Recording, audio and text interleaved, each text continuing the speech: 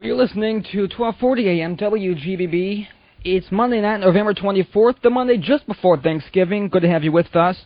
I'm Joe Salzone in New York, 6:30 p.m. Eastern Time. And normally Dave's going by stores right about now. Dave's in the studio, but he's preparing for his show. But the show's going to start in just a few moments. Dave gave me permission to do this because we've got a major exclusive here. It's a story everybody's been talking about. Michael Jackson was arrested last week on charges that he molested a 12 or 13-year-old boy at his ranch in California. We talked about this a few minutes ago. Jackson, of course, denies the charges, and he was released on $3 million bail and is putting together a team of lawyers to defend himself. 10 years ago, the same thing happened, and rather than go to trial, Jackson settled out of court. It saved him an ugly media circus, but also made a lot of people wonder if he was guilty and weaseling out of it because he's so rich. We've been talking about the Jackson story on my show, Your World. It's going to be heard on this station Sundays at 6 and about 130 other times. And I'm sure Dave will be covering it on Dave's Gone By a little later on in his 90 minutes of radio. But right now we do have a guest in the studio. I almost can't believe it, but he's really here. His lawyers have asked him, by the way, to avoid the media, but he says he's familiar with this radio station and with my show, which scares me a little bit. He feels this is an appropriate venue to plead his case and get a fair hearing from listeners. Now, we only have him for a few minutes, but we're obviously very grateful that he's here. We're not making judgments, we're just asking questions. Ladies and gentlemen, please welcome in the studio at WGBB, the man so many call the king of pop, Michael Jackson. Mr. Jackson, it's good to have you with us. Thank you, Joe. I am so glad to be here. Now, this has been a very difficult week for you. How are you holding up? Well, Joe, this has been one of the worst weeks of my entire life. The only thing getting me through it are my faith in God, my wonderful, wonderful fans, and my enormous reserve of expendable cash. $3 million bail for nonviolent crime. Do you think that's excessive? Joe, any bail is excessive for an innocent man. So you intend to plead not guilty? 100% not guilty. I did not do those things with that boy. Maybe with another boy, but that's not germane here. In fact, Jermaine is waiting in the car with Tito. We're all going for hot wings later. Mr. Jackson? Call me Michael.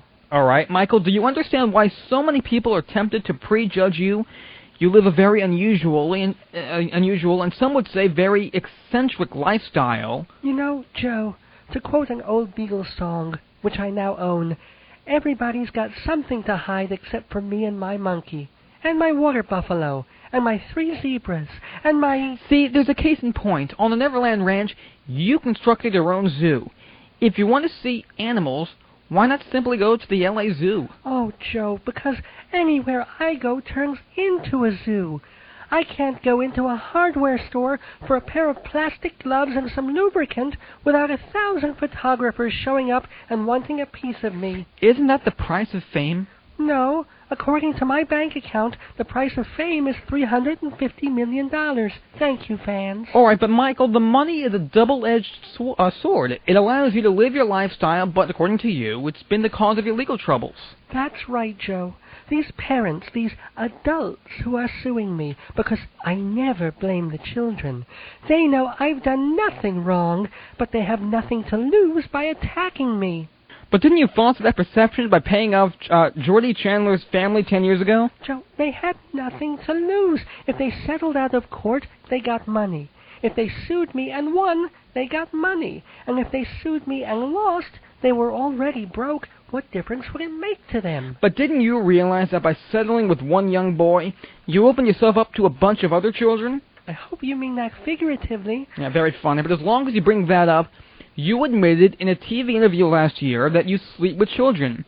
You give them milk and cookies, you tuck them in, and you go to sleep with them? That is true. Doesn't that strike you, sir, as just a little strange? Not in the least. People sleep in the same bed with their dogs and cats, and when it's a rainy, thundery night, don't little boys and girls crawl into bed with Mommy and Daddy? But these aren't your children. Oh, yes, they are. All the children of the world are my children.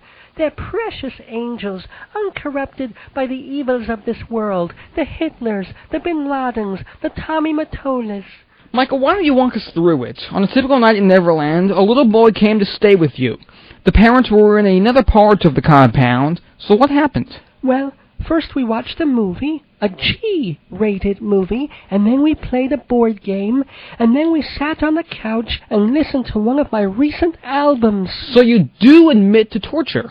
Joe, I can moonwalk right out of here. Oh, I'm sorry. So then what? It was late, time for bed. Did you read the child a story? Yes, Little Boy Blue.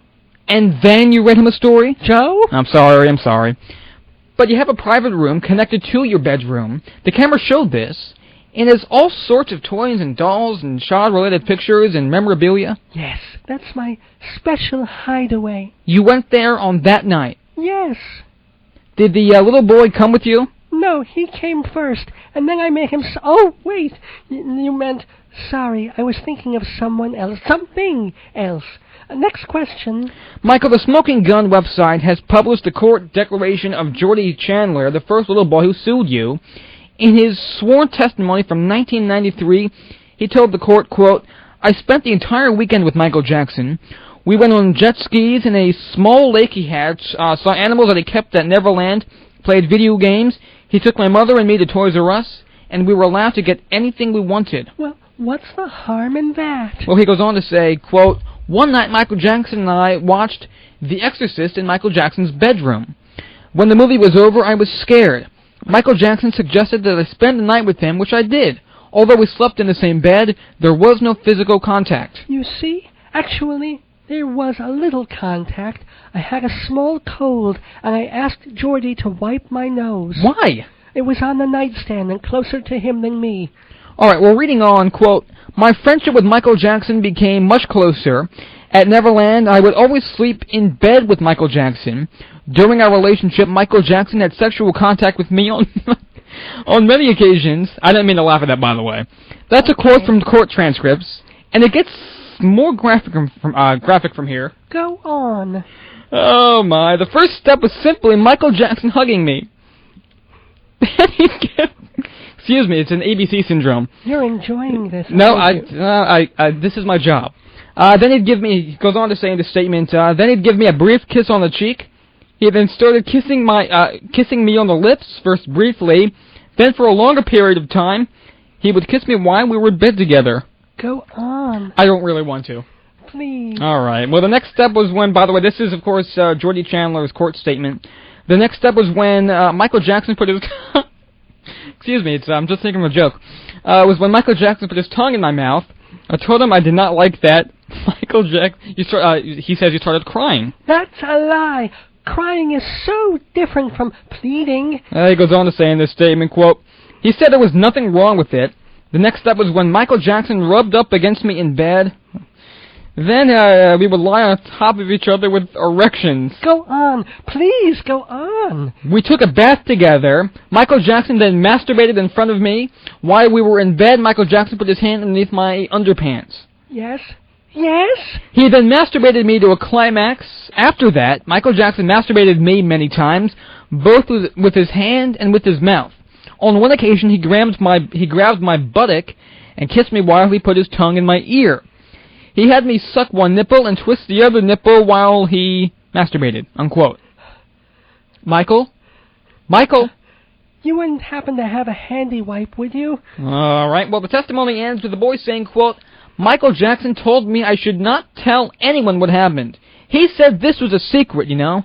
And did you do these things and ask the boy to keep quiet? Lies and falsehoods and fabrications. Can you read that part about the underpants again? Michael, the laws have been changed since last time, and you couldn't settle a case like this out of court even if you wanted to. You're going to have to face these new charges. Oh, I will. And I'll show the world that Michael Jackson is not a rapist. Michael Jackson is not a pedophile. Michael Jackson is not a child molester. And Michael Jackson is not a pervert. Mr. Jackson? Hey, I know my limitations. Michael, I know you have to leave here soon, so let's wrap this up. I'd like to wrap you up, you cute little thing, you. What are you, 15, 16? I'm 20. Quel dommage. Well, leaving aside all that controversy, You do have a lot of greatest, you do have a new greatest hits album out. Oh, yes. I'm so glad you mentioned that, Joe. This is for my fans, the wonderful people who still believe in me, who don't care about my sex life, who don't care about me being a role model for the black community. Mr. Jackson, you've had so many operations. You're wider than I am. I am? Oh, my gosh, you're right. No wonder my penis got shorter. All right, well, once again, ladies and gentlemen, you've been listening to a special news break. The one and only Michael Jackson joining us in the studio, telling his side of the story. Mr. Jackson, I thank you for coming on my program. I wish you the best of luck. You will need it. I know, but I have faith. I have hope. I have lawyers that could buy and sell your listeners like Christmas toys on eBay. Actually, reports say that you chose Mark Garagos as your defense counsel.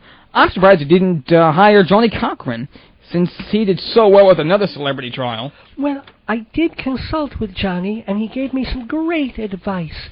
Phrases we could use for media spin during the trial. He's so good at that. What do you mean by phrases?